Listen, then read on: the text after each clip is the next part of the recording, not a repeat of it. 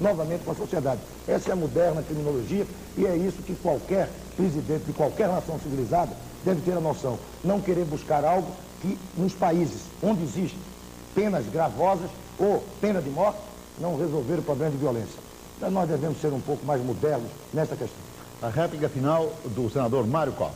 Quanto à pena de morte, eu estou inteiramente de acordo. Eu sou rigorosamente contrário e até fundamento isso numa razão de natureza filosófica. Eu acho que se 100 mil pessoas que fossem merecedoras de tal penalidade não compensariam um único erro judiciário que matasse alguém que depois fosse considerado inocente. Não sei, a minha campanha realmente não é o Ronaldo que responde por ela, não. A minha campanha é feita com a venda de bois. É dessa maneira que é feita a minha campanha. Aí se obtém recursos. São amigos que têm bois, vacas, etc., que têm vendido e têm ajudado a campanha. Se o deputado Ronaldo César Coelho pertence a alguma instituição e essa instituição for passível de qualquer crime, meu Deus do céu, eu acho que esse crime deve ser verificado. O governador Maluf mostra a preocupação da agravante morte nos crimes. Eu acho que é pertinente. Eu até sei que recentemente ele falou a respeito lá em Minas Gerais. O estupro com crime é uma coisa muito desagradável. Ainda sem crime, mas com crime. Virou cínico, é? Virou cínico, é? De forma que... Perdão? Perdão? Não entendi. O seu tempo está esgotado, senhor Mário Covas. Por gentileza, o meu tempo está esgotado. Eu peço que o senhor termine o seu pensamento. Eu estou só... Não, mas a intervenção do senhor Paulo Maluf foi irregular dentro dos limites do nosso eu entendo a preocupação com as consequências com a consequência morte em cada um dos crimes. Ela tem sido manifestada reiteradamente em seus pronunciamentos. O último deles foi com relação ao estupro. Eu acho que, nesse problema de maneira geral, fico com a ideia e com a tese geral, sou rigorosamente contrário à pena de morte, acho que ela não é remédio para coisa nenhuma e vou adiante. Acho que qualquer crime que amanhã se prove, qualquer condenação à pena de morte, que amanhã se prove exarada contra o inocente, é alguma coisa irreparável e, portanto, por si só, suficiente para que se coloque contra ela. A próxima pergunta é do jornalista Luiz Fernando, imediato ao candidato Leonel Brizola. Obrigado. Com o comentário do candidato Paulo Maluf. Nós todos sabemos que sem uma imprensa livre não existe democracia, assim como a democracia não existe sem uma imprensa livre. E há várias maneiras de se calar a imprensa. Não é só com a censura que durante muito tempo, na ditadura Vargas e também na ditadura militar, calou a imprensa brasileira. Há várias maneiras de se calar a imprensa, eu dizia. O que é, candidato Leonel Brizola, que o senhor acha desses políticos que nos palanques defendem a liberdade de imprensa completa, total, e dos seus gabinetes telefonam para os donos de jornais, para os donos de veículos de comunicação, para pedir que não sejam divulgadas notícias, declarações que lhes sejam desfavoráveis? No seu governo, o senhor pretende garantir plenamente a liberdade de imprensa? Bem, cumpre que se esclareça que qualquer interferência junto aos meios de comunicação, se com o empenho de sonegar ao público qualquer informação, claro que foi uma iniciativa sem o meu conhecimento. Agora, com o propósito de esclarecer os editores que estão nessas funções para deformar, para discriminar, claro, procuramos aliviar a carga de discriminação que temos nós.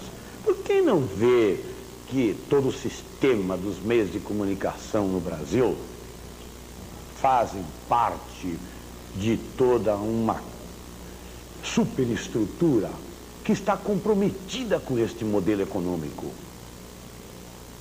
Eu, na minha avaliação, com a minha experiência que vem de longe, se a imprensa brasileira tivesse sentado o pé na hora que implantaram a ditadura, não se mantinha a ditadura por 3 meses nesse país.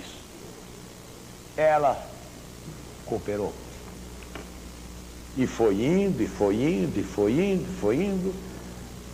Vocês estão devem todos recordar um documento que eu mostrei recentemente, de uma proposta do próprio senhor Silvio Santos ao regime militar, dizendo que ele queria aquelas concessões porque pretendia defender os princípios do regime. Quer dizer, nós convivemos. Eu tenho uma tradição de defesa da liberdade da imprensa. Eu lutarei no governo por um processo de democratização dos meios de informação. Já no primeiro dia eu quero questionar o monopólio da Globo, que isso é incompatível com uma nação livre, com uma ordem democrática. E vou questionar outros monopólios que estão usados indevidamente nesse país. Benefícios cartórios que estão sendo concedidos aos meios de divulgação para o quê? Para manter este modelo econômico que levou esse país ao desastre. Levou esse país ao desastre. O futuro vai demonstrar que o sistema de imprensa e de comunicações no Brasil entrou nessa cumplicidade de um modelo econômico que está aí levando o nosso país para o atoleiro, humilhando o nosso povo, o nosso país, destruindo o padrão de vida, contribuindo para enriquecer uma minoria que maneja tudo isso em causa própria. Então, democratizar o sistema de imprensa na vida brasileira. É isto que eu me proponho se amanhã for para o governo. O comentário cabe ao candidato Paulo Maluf. É bem que a gente esclareça que a pergunta do jornalista imediato, feita ao senhor Leonel Brizola, eu só estou comentando, porque da minha parte, hipótese nenhuma, em 20 anos de vida pública, nunca telefonei a um órgão de imprensa para pedir que sonegasse alguma informação. Eu também. Eu sou fruto da liberdade de imprensa. Isso eu só responda para ele, não para mim. Eu sou fruto da liberdade de imprensa. Mais equilíbrio. Eu sou fruto da liberdade de imprensa. Durante 20 anos de vida pública, praticamente eu fui como bolo. Quanto mais batiam, eu melhor ficava. E quero, inclusive, dar 2 testemunhos. O primeiro do seu Júlio César Mesquita, do jornal Estado de São Paulo, que recentemente, no canal Livre, Rede Bandeirantes, há um ano e pouco atrás, disse, mesmo nós de cima de pau do Maluf, todos os dias, ele nunca mandou cortar os anúncios do jornal Estado de São Paulo. Os distribuiu por todos os canais de rádio e televisão pela mídia. E quero dar o segundo testemunho, é da Veja, que está circulando hoje. O Dr. Caio Túlio, da Folha de São Paulo, reconheceu que um dos erros de campanha da Folha de São Paulo foi uma reportagem no domingo passado. Praticaram uma injustiça clamorosa contra mim, mas foram honestos. Eu dei uma declaração por inteiro na segunda-feira e eles permitiram que o meu desmentido face às mentiras da Folha de São Paulo tivesse o mesmo destaque.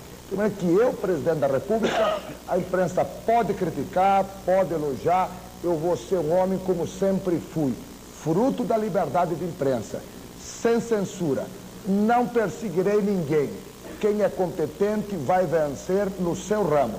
E eu pretendo que, através da liberdade de imprensa, a imprensa me ajude a governar. Porque quem tem 2, 3 mil auxiliares, muitas vezes... O tempo terminou, senhor Paulo Maluf. Só sabe pela imprensa que alguma irregularidade foi cometida. Então, a imprensa livre ajuda o administrador competente, honesto, sério, a poder administrar em benefício do povo. Eu, como presidente, manterei a imprensa totalmente livre. Primeira parte é do candidato Guilherme Afife Domingos.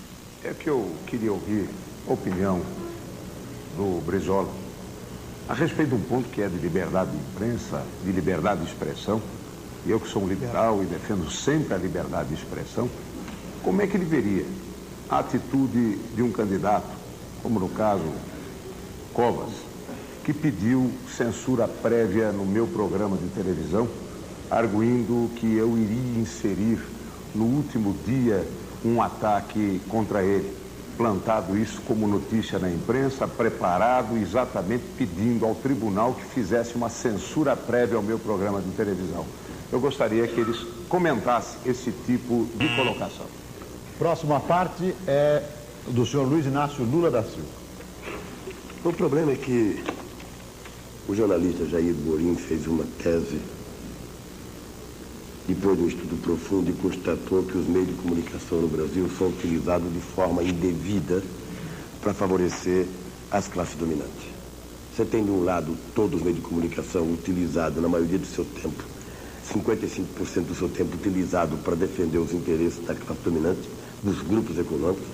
Você tem mais 30% do tempo utilizado para defender os interesses do governo e apenas 15% a serviço do restante do conjunto da sociedade. É lógico que, do jeito que é feito concessão aqui no Brasil, apenas os amigos do rei são beneficiados e privilegiados.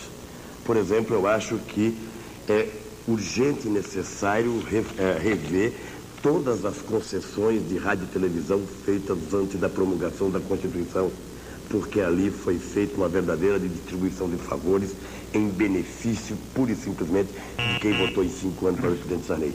E, obviamente, que essas coisas não foi um ato democrático, foi um ato imposto pelo Palácio. O rei e os seus amigos distribuíram mais de 300 estações de rádio e canais de televisão. Lula, e nós temos que rever isso para poder democratizar a utilização dos meios de comunicação no Brasil. A réplica final é do senhor Leonel Brizola. No Brasil, nós temos que distinguir os donos dessas empresas de comunicação, na imprensa escrita, falada, televisionada, e os jornalistas, os profissionais da imprensa. São duas entidades inteiramente diferentes. Eu vou lutar pela dignificação dos profissionais de imprensa, porque eles não se transformam em simples pesquisadores e que levam suas matérias são reduzidas a nada. Apenas alguns poucos jornalistas no Brasil realmente publicam o que escrevem. Eu vou trabalhar para que haja um ambiente de mais dignificação dos profissionais de imprensa. Por exemplo, a questão da publicidade. Você chega no supermercado, compra uma pasta de dente. Ali já está embutida a publicidade. Ninguém pode chegar e dizer, eu quero comprar uma pasta de dente sem publicidade. É uma situação compulsória a publicidade. Então acontece que as grandes empresas jogam com essas grandes verbas que gozam de concessões fiscais especialíssimas e elas, as grandes consórcios, numa economia cartorializada e cartelizada como a economia brasileira, o que acontece? Esses grupos superiores praticamente controlam a linha de orientação da imprensa porque sustentam a imprensa. Nós precisamos encontrar alternativas, nem tanto ao mar, nem tanto à terra, mas alternativas que democratizem, que abram um pouco mais o sistema. O seu tempo está esgotado, senhor Brizola. Eu compreendo, eu peço desculpa por isso, mas acho que nós... está esgotado. Eu só quero concluir meu pensamento. Na verdade, eu acho que nós necessitamos abrir, arejar mais este ambiente no nosso país, democratizar o sistema, não só revendo essas concessões, como também reestruturando esses grandes cogumelos de comunicações que estão aí, que estes sim, eu acho que estão criando uma deformação até de natureza cultural na vida brasileira. Desculpa. Está desculpado. Dentro de instantes, voltaremos após os comerciais com o último bloco deste debate entre os presidenciáveis na hora da decisão. A presidência da República, a hora da decisão. Neste bloco, nós vamos fazer uma única pergunta a todos os candidatos.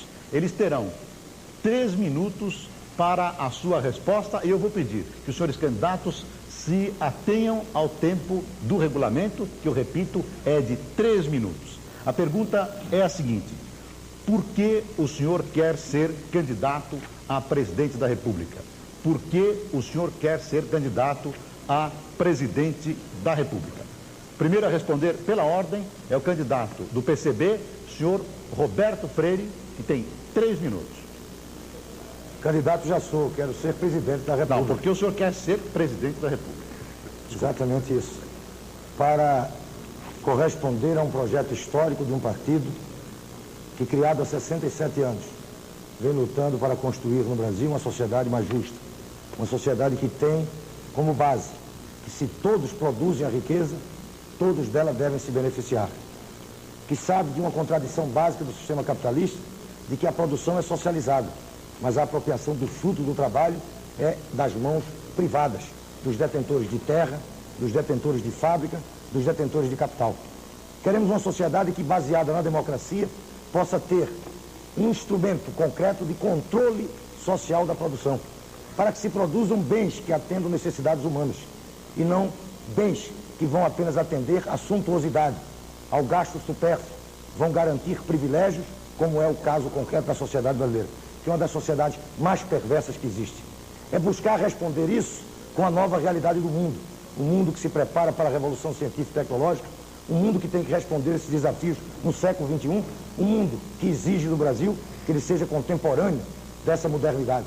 E nesse sentido, a resposta não pode ser dada pelo capitalismo que aí está, que não criou nenhuma sociedade justa e nem criou sociedade livre.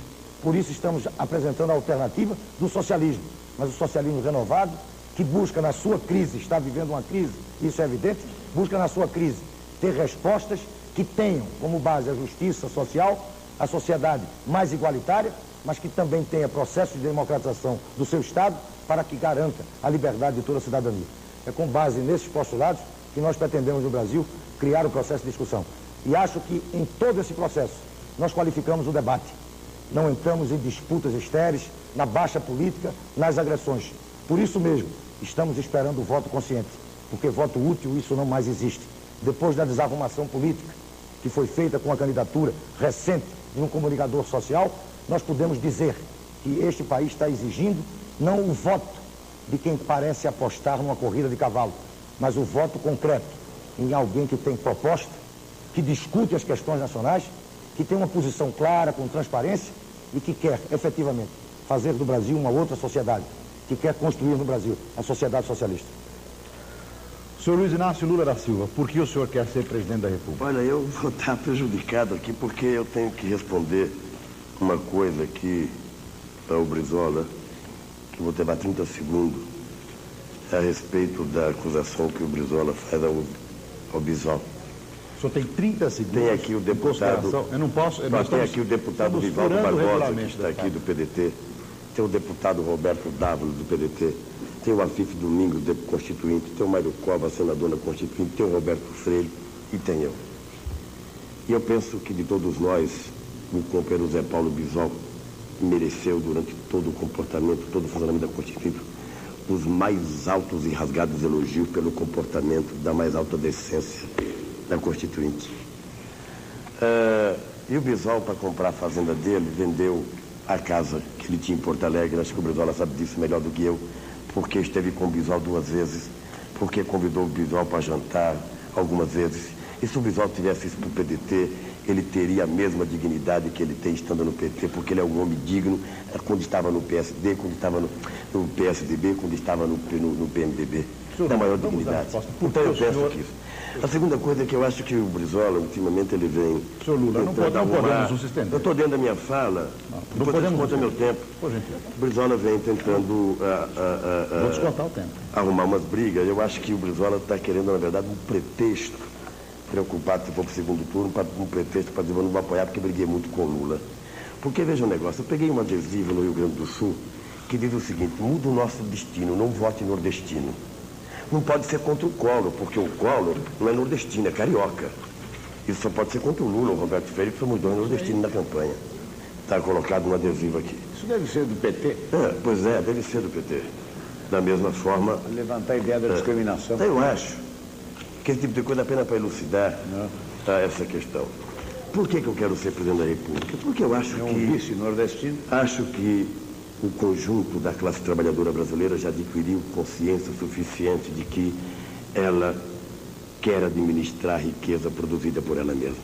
Hoje, quando muita gente faz críticas e tece críticas diariamente aos países socialistas, mostrando a vergonha do Muro de Berlim, que foi derrubado agora, nós queremos dizer que somos favoráveis e felizes pelo fato do Muro de Berlim ter caído.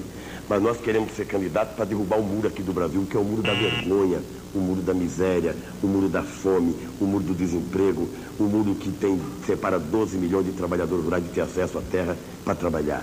Nós queremos ser presidente da República porque acreditamos na possibilidade de construir uma sociedade justa, fraterna, uma sociedade igualitária, uma sociedade onde todos possam ter o mínimo necessário de realizar seu sonho, de ter a casa própria, de ganhar um bom salário, de tomar sua cerveja no final de semana, de ir para a praia, de ter lazer, de ter acesso à cultura, de ter acesso aos bens produzidos pela grande maioria. É por isso que eu sou candidato a presidente da República, porque entendo perfeitamente bem que a classe trabalhadora está consciente, preparada, madura, e isso vai acontecer a partir do dia 15 de novembro. Esta é a última intervenção dos candidatos que estão respondendo à pergunta única, feita para todos: por que o senhor quer ser presidente da República? Quem responde à pergunta agora é o candidato Paulo Maluf. Nesses 60 dias do horário eleitoral gratuito, com a ajuda de Deus, eu, um homem religioso e cristão, fiz uma campanha alta, sem agressão a ninguém, e mostrei de maneira clara por que desejo ser presidente da República, com interesse público em resolver os problemas da dívida externa, resolver o problema da inflação que está comendo o seu salário, resolver o problema da dívida interna, resolver o problema da educação, da saúde pública, da aposentadoria, resolver o problema da casa própria. Tudo isso vocês viram, e eu tenho certeza que demonstrei que um homem competente, sério, coerente e equilibrado pode ser um bom presidente da República. E eu desejo que você me julgue no dia 15 de novembro com essas características. Que você vote em mim se você acha que eu fui competente, sério, equilibrado e coerente. Mas eu tenho também um outro desejo. Eu sou um filho de pai que aos 17 anos veio para este Brasil imigrante, aqui se casou, aqui teve 5 filhos, lutou, venceu, aqui está enterrado, nunca voltou para o seu país de origem. E eu, durante esses 20 anos de vida pública, vocês sabem o quanto eu fui perseguido, o quanto eu fui discriminado. E se eu muitas vezes eu aparei estes problemas com uma força interna, eu não posso dizer que a minha mulher Silvia não sofreu muito, que os meus filhos, a Lígia, o Otávio, o Flávio e a Lina, receberam essas chicotadas, essas injustiças e calaram fundo na personalidade deles. Eu também vi essas injustiças contra Getúlio, que para resgatar teve que dar um tiro no seu coração. Eu vi essas injustiças contra Juscelino, esse grande patriota que também para resgatar a sua imagem só resgatou depois de morto. Eu, graças a Deus, minha gente, eu consegui resgatar minha imagem ainda em vida. Porque em 85, quando eu fui candidato a presidente, disseram que eu era o mal e que os outros eram o bem. Em 5 anos se comprovaram que eles não eram tão o bem, a Nova República, e que não era tão o mal, porque eu sem nenhuma segurança do meu lado, sem jagunços do meu lado, eu percorri este Brasil todo. Fui bem recebido pela mulher, pelo trabalhador, pelo jovem, pela dona de casa, o sorriso, o olhar. Meus amigos, eu desejo também ser presidente para poder resgatar essas injustiças que fazem todos os dias contra você. Quando eu conseguir resgatar estas injustiças, eu também resgatarei as injustiças que fizeram comigo. E minha mulher e os meus filhos vão se orgulhar do meu sobrenome. Agora o candidato Guilherme Afif Domingos responde a pergunta: por que o senhor quer ser presidente da República? E eu quero responder a você que está em casa. E que hoje é um dia para aqueles que amam a liberdade muito importante. Hoje é um dia que nesta semana se marca a mudança do mundo. Se marca a mudança quando um muro foi erguido separando povos irmãos. Quando um muro foi erguido para marcar uma ideologia perversa que tapava a boca dos dissidentes, que calava aqueles que contestavam, que eram intolerantes com aqueles que tinham uma visão igual. Este muro caiu esta semana, mostrando que nós estamos no limiar do século XXI, mostrando que hoje o mundo clama por liberdade e que todos os povos estão buscando um novo caminho, libertando o povo e garantindo a sua liberdade de expressão. eu sou um liberal. E como liberal sofri. Sofri porque me apresentei na campanha com um projeto de governo. Me apresentei na campanha para debater ideias, exatamente respeitando os contrários, não participei do conchavo nem do jogo baixo daqueles que costumam, para crescerem, tentar diminuir os seus pares, com inverdades, com injúria, com calúnia, com difamação, com hipocrisia. Eu sofri sim, sofri na hora que quiseram chamar de omisso alguém que exatamente lutou para que nós tivéssemos a liberdade de poder discutir realmente um projeto. Nós sofremos sim, quando fomos injuriados, quando fomos caluniados por aqueles que queriam, exatamente por não tolerar as nossas posições, colocar uma marca fascista da intolerância em termos de não suportar as ideias contrárias. Mas não teve importância.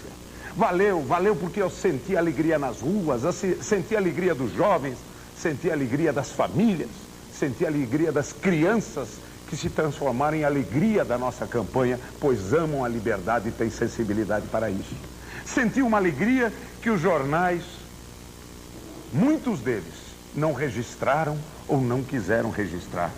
Que algumas redes de televisão não registraram, não mostraram ou não quiseram mostrar.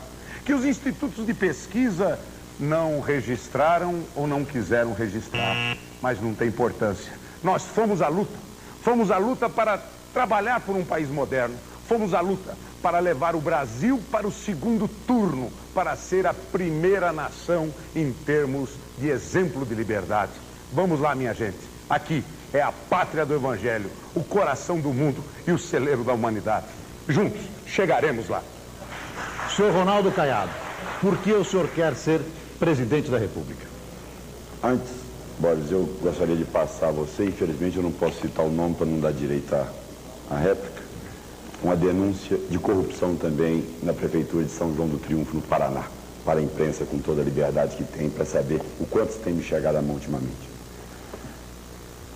Minha gente, eu sou mais um de vocês. Eu não sou político profissional, não. Eu sou um médico. Sou um produtor rural. Mas sabe, eu cansei de acreditar nesses homens que comandaram o país. Eu cansei de delegar minha voz a esses homens que nos palanques e nos congressos e até mesmo no Planalto diz saber as dificuldades de quem trabalha e de quem produz. Mas o que está acontecendo hoje? Todos nós estamos empobrecendo, sim. Por quê?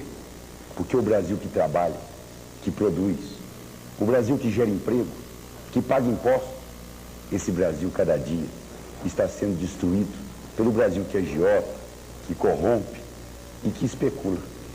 E para quebrar isso, não adianta ficar em casa chorando sobre o leite derramado, não, companheiro.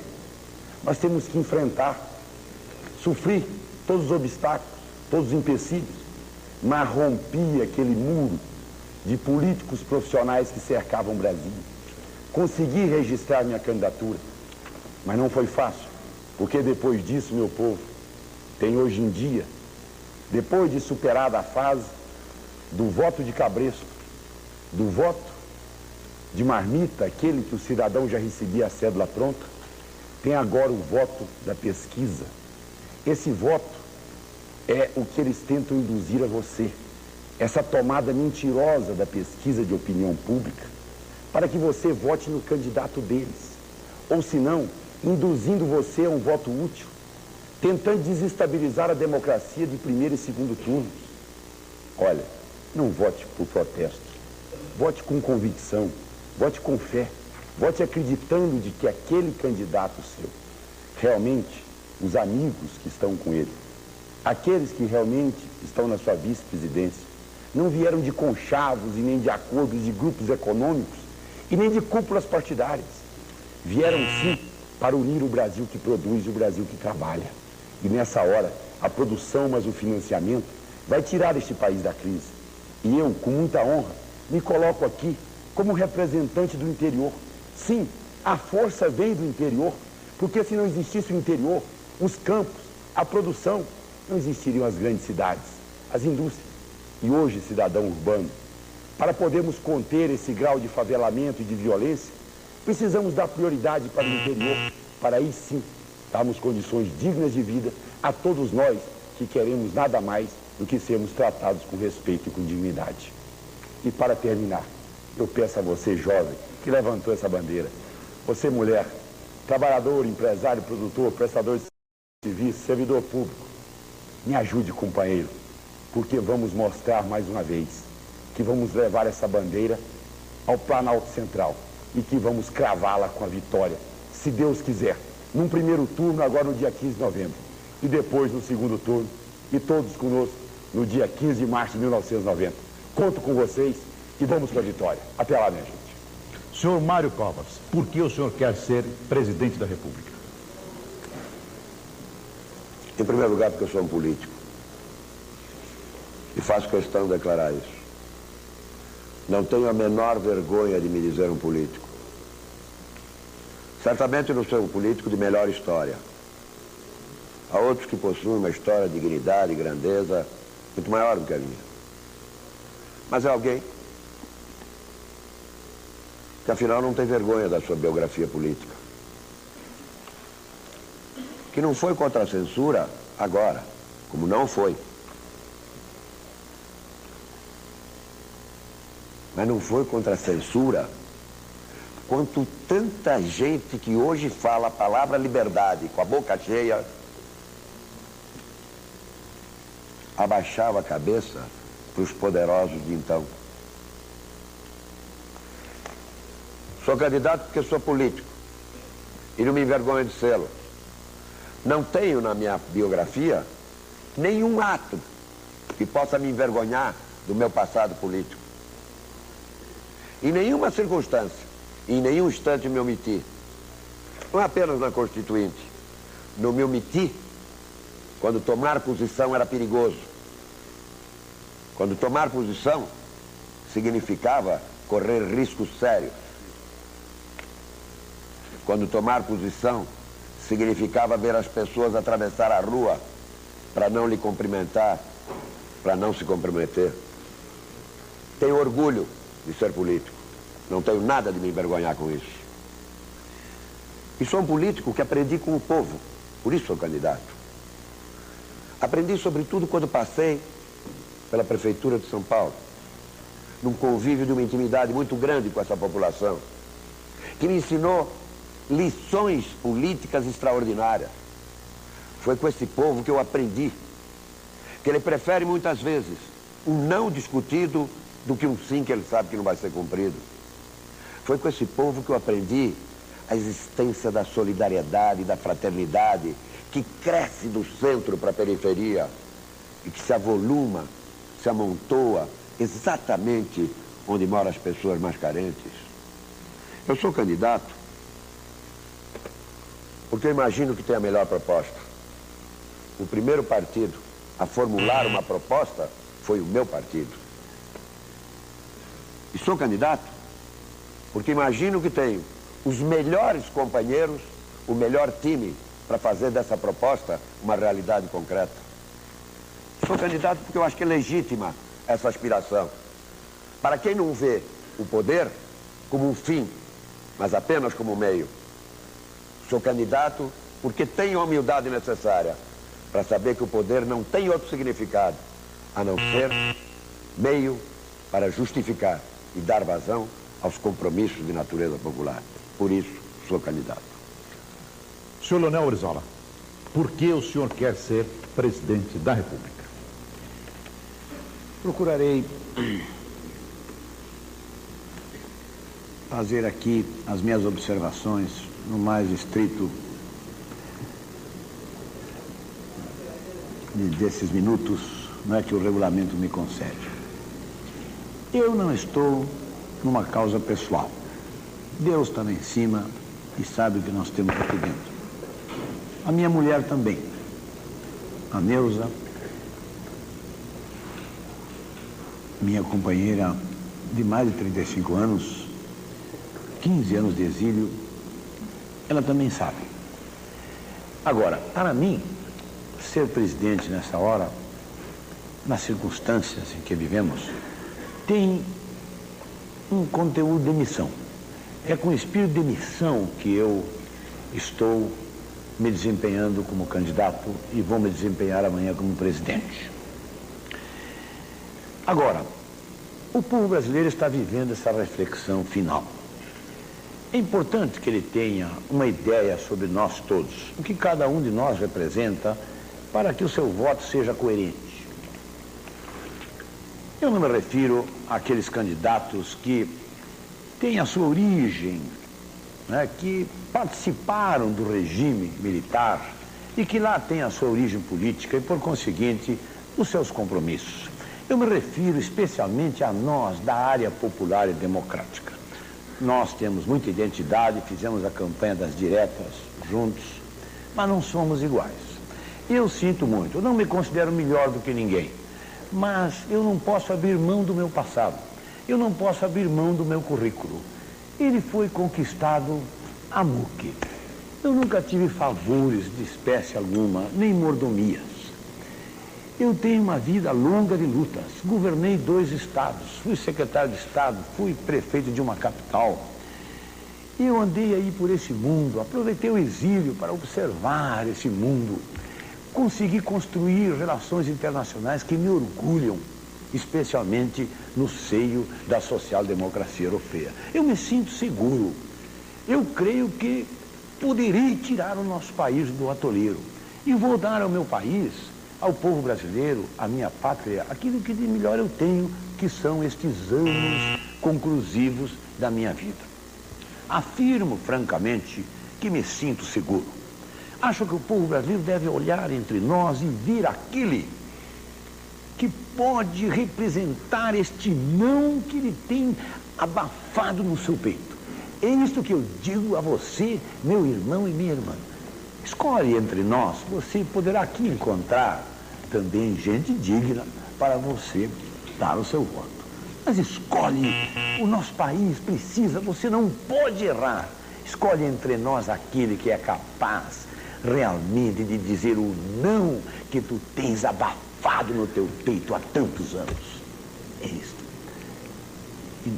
Que Deus nos dê lucidez e segurança para essa grande decisão, porque o nosso país precisa muito de nós.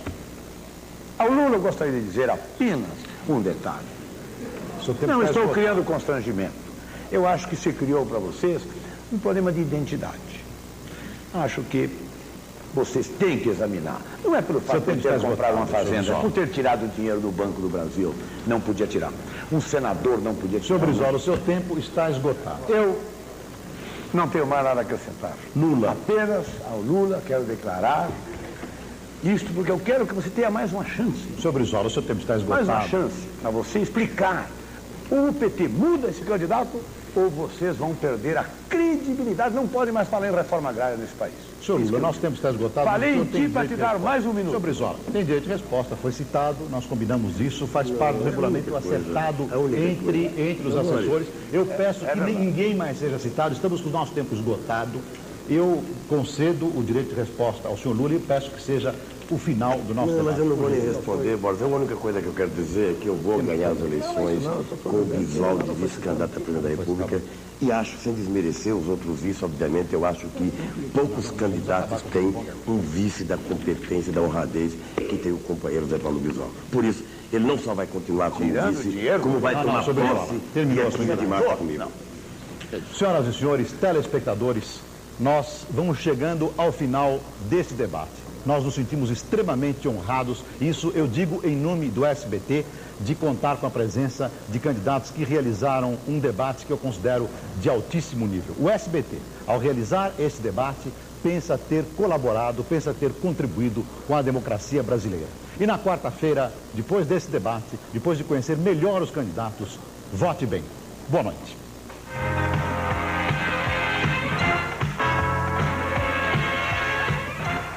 ZYA 723, TV Alterosa, Canal 5, Belo Horizonte.